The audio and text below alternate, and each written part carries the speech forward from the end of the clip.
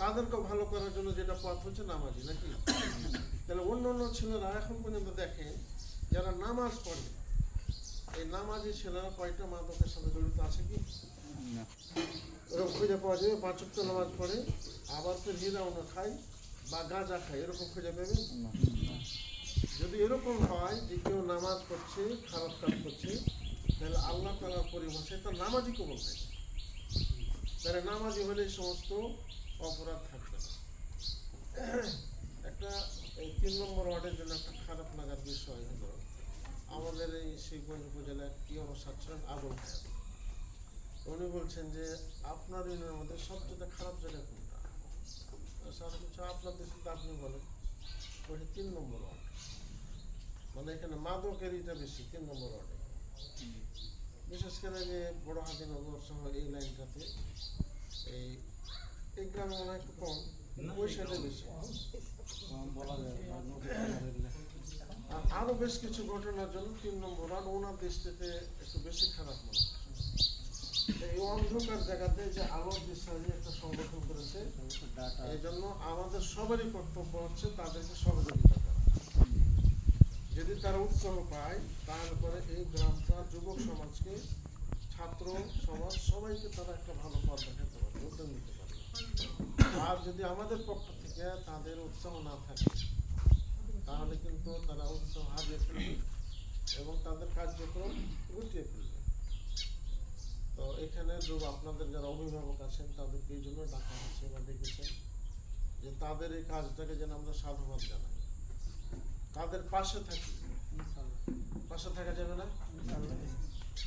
আমি একটা ছোট্ট উদাহরণ দেবো যে আমাদের এই যে শ্যামপুর কলেজ, ভাই তো ওখানে পড়ে, শ্যামপুর কলেজের আশেপাশে কিছু যে গাঁজার আসর বসে, মাঝে মধ্যে আমাদের গ্রাম পুলিশদের অভিযান দিই। একবার গ্রাম পুলিশদের অভিযান দিতে যে যারা আসে ওগুলো ধরে আনার দরকার নেই, ওরা পাশে মারবে যেন পালিয়ে যায় আর না বসে। একটা ছেলে পালাইছে না, ওই 2-4 বাড়ি খেয়েছে। তারপরের দিন দেখা যাচ্ছে যে প্রায় 30-40টা ছেলেকে পুলিশে দেখা যায়, মানে যে গ্রাম পুলিশ মেরেছে বা যাকে মেরেছে ওর জন্য বিচার করে যাবো বা ওর উপরে আক্রমণ করবে। আমাদের শ্যামপুরের কিছু জড়িত বাইরে থেকে এসছে, তো যারা এসেছিল তাদেরকে বলা হয়েছে যে ওই জায়গাটা হচ্ছে গাঁজার আসর, ও যদি ভালো মনে করে যে আমি ভালো ছিল তো ওখানে কেন?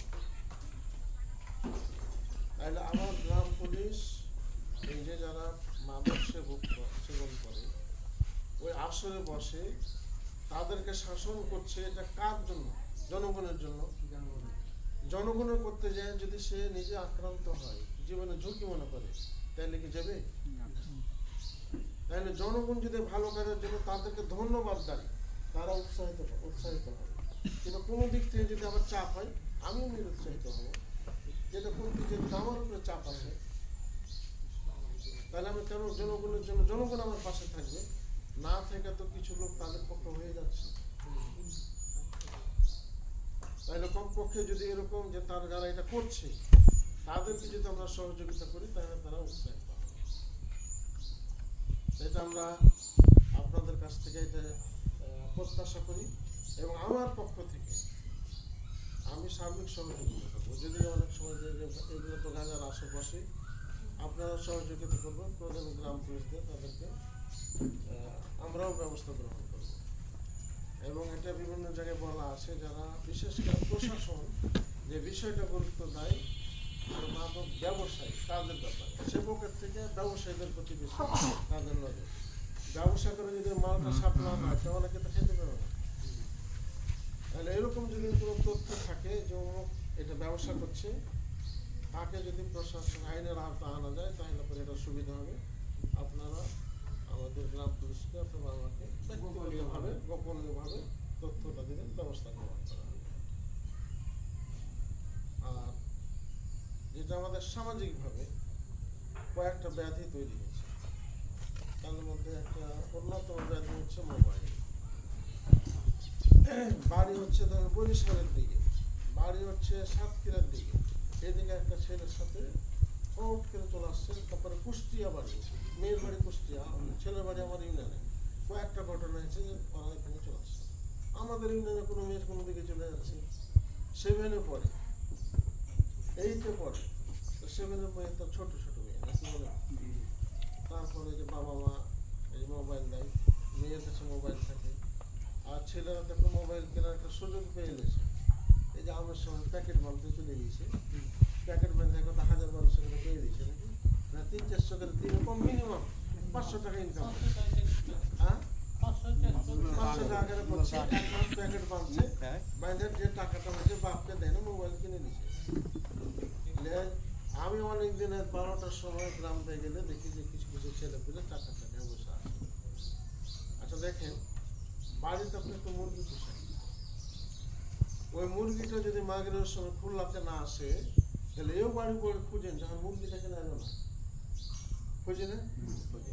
বকরি যদি একটা হারিয়ে যায়, আপনি বাজার আছেন, বাড়ি এলে কি হবে, বকরি খুঁজে পাওয়া যাচ্ছে না, তাড়াতাড়ি বাড়ি এসো। মসজিদে মাইকিং হয় যে মাগরিবের পর আর বকরি খুঁজে পাওয়া যায় না, কিন্তু আপনার ছেলেটা যে এসার পর্যন্ত, রাত 10টা পর্যন্ত, 11টা পর্যন্ত বাইরে থাকে, আপনি তো কখনো খোঁজ নেন না। মুরগির খোঁজ হয়, বকরির খোঁজ হয়, কিন্তু আপনার সন্তানের খোঁজ তো আপনি দেন না।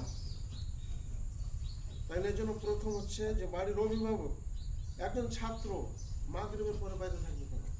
এসারের খুব সর্বোচ্চ, এসারের পরে বাইরে থাকবে না। একদিন দুদিন পहिले যে বন্ধুর সাথে গেছিলাম, আর একদিন অমুকের সাথে গেছিলাম, তারপর একদিন যখন এইভাবে আপনি প্রথমে শাসন করবেন না, তার 10 দিন পরে ভাবে বেশি বকিস না, তো তুই হাত থেকে বেশি বুঝিস না। এই আশ্রয়টা তো আমাদের কারণে হয়েছে নাকি বলে? আইন দিয়ে সব কিছু সম্ভব নয়, যদি সামাজিকভাবে সেটা গড়ে না।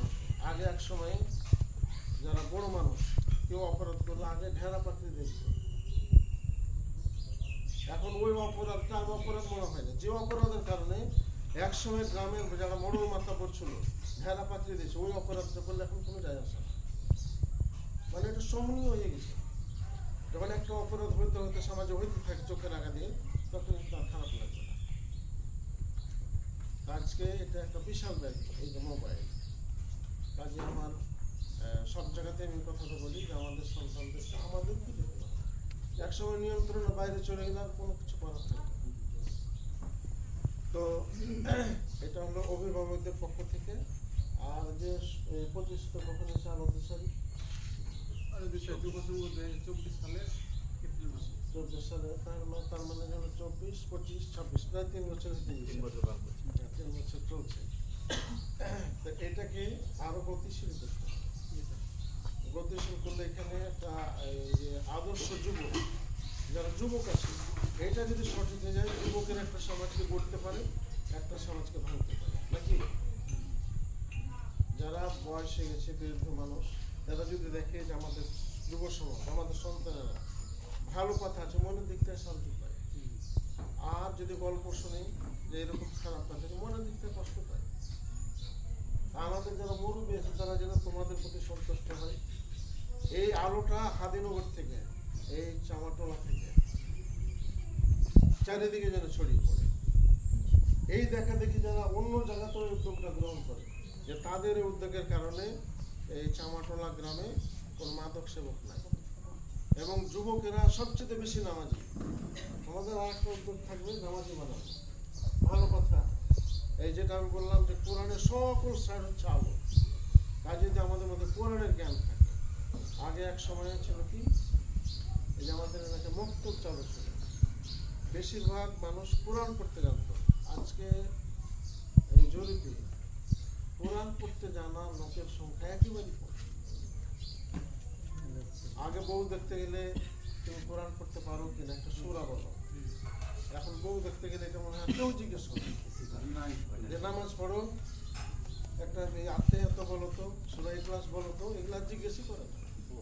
জামাই দেখতে হলো অনুরূপ, তাকে নামাজ পড়ে কিনা কালমার জিজ্ঞেস করতে হবে, সেটাও জিজ্ঞেস করে না। এই জন্য আমরা ইসলামের পথ থেকে দূরে সরে যাচ্ছি। আর ইসলামটা হচ্ছে আলো, ইসলামের বিপরীত হচ্ছে অন্ধকার।